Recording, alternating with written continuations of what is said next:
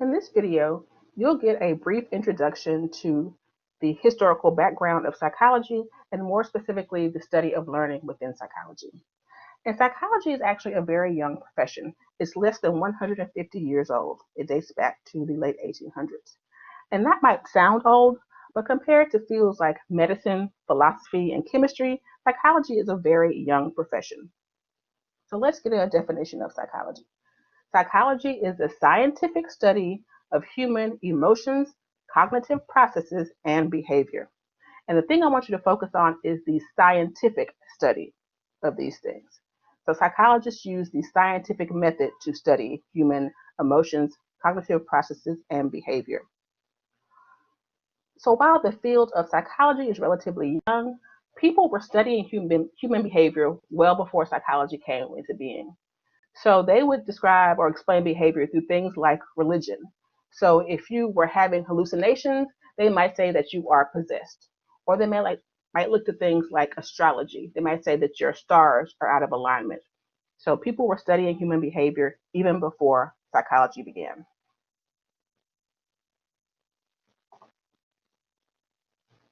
So we'll start our discussion of the history of psychology in ancient Greece, so around 350 BC. So at this time, scholars, philosophers, and their students were pondering questions about the nature of knowledge. So where does knowledge come from? How do we get knowledge? Plato, who was a nativist, said that knowledge is inborn, that we have knowledge automatically within us. And learning is simply a process of inner reflection. So if you can engage in inner reflection, you can gain access to the knowledge within you. Aristotle, who was Plato's student, was an empiricist, and he said that knowledge is acquired through experience. So we don't have knowledge within us. We have to go out and acquire that knowledge through our experiences with the environment. And if you're thinking this debate sounds familiar, you're right. This was the beginning of the nature versus nurture debate that is still very active within the field of psychology. So, what determines our behavior? What determines our personality? Is it genetics and biology? Is it our nature? Or is it nurture? Is it our experiences and our environment that determine our personality and our behavior?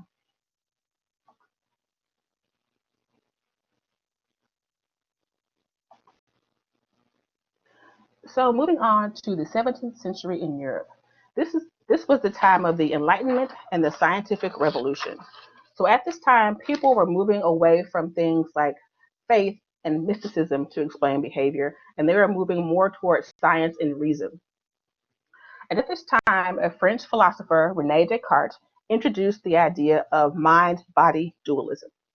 And this theory says that we're made up of two distinct parts: our physical body that is governed by involuntary reflexes, and our mind that has free will and can choose how to behave. So again, the body governed by involuntary reflexes, the mind has the ability to make its own choices about how it behaves. And if you think back to our last lecture, classical conditioning governs those bodily reflexive behaviors, and operant conditioning governs those behaviors that are led by our mind that we can freely choose. Also, at this time, the British empiricists introduced the idea of tabula rasa.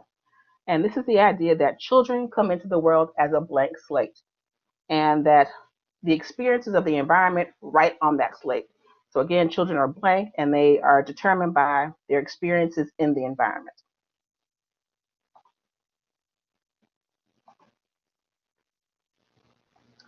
Okay, so moving into the 19th and 20th centuries.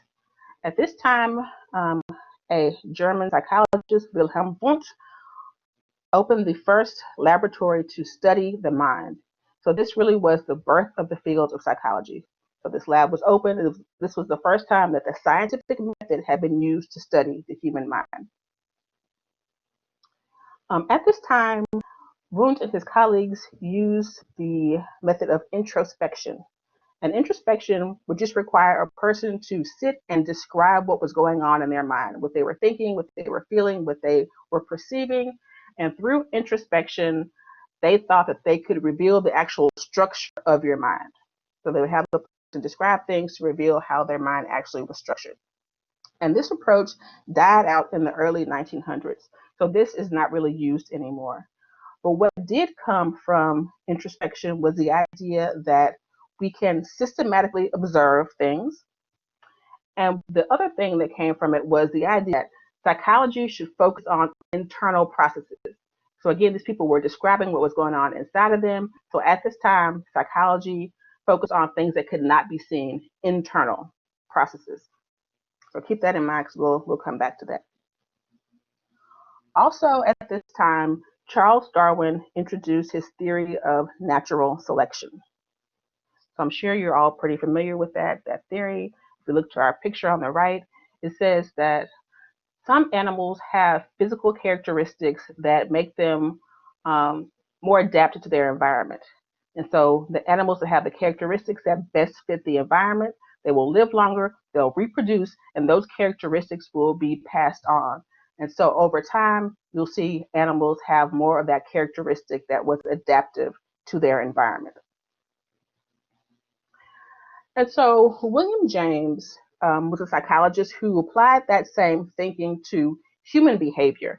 And he came up with the idea of functionalism. And he says that our behaviors function to help us adapt to our environment.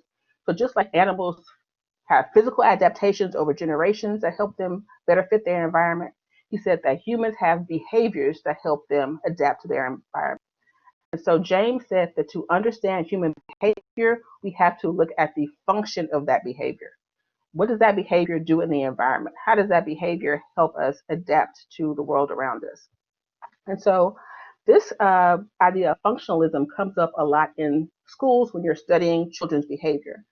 We like to look at the function of the behavior. What function does this behavior serve in the child's environment? So sometimes you'll have a child who, let's say they don't read well. So they'll act up in class so they can avoid having to read out loud in class. So we understand the function of their disruptive behavior in class is to get out of having to read aloud. I had a student who in class would show disruptive behavior. The teacher tried keeping the child in from recess. He tried keeping them after school for detention, and the behavior persisted. So we did an analysis of the behavior, and we realized that the child was being bullied at recess, being bullied after school. So by acting up, they were able to avoid having to go to recess and avoid having to leave school right when the bell rang. So, these behaviors that we think are maladaptive really were functioning to help the child survive in his surroundings.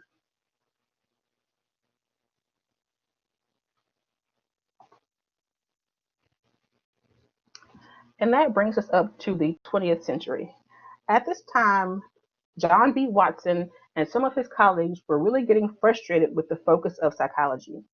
They said that if psychology was going to be taken seriously as a science, we can't focus on things that are inside. We can't focus on thoughts and feelings that cannot be observed.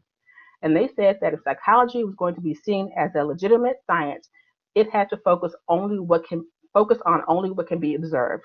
So these are things like things in the environment that you can see and observable behavior. So behavior that can be seen from the outside and things in the environment that you can observe. So this introduced the study of behaviorism. So this is a portion of psychology that focuses only on observable behavior and environmental factors. And that is what we'll be studying this semester in learning. So now if you review our next lecture on the 5 types of behaviorism.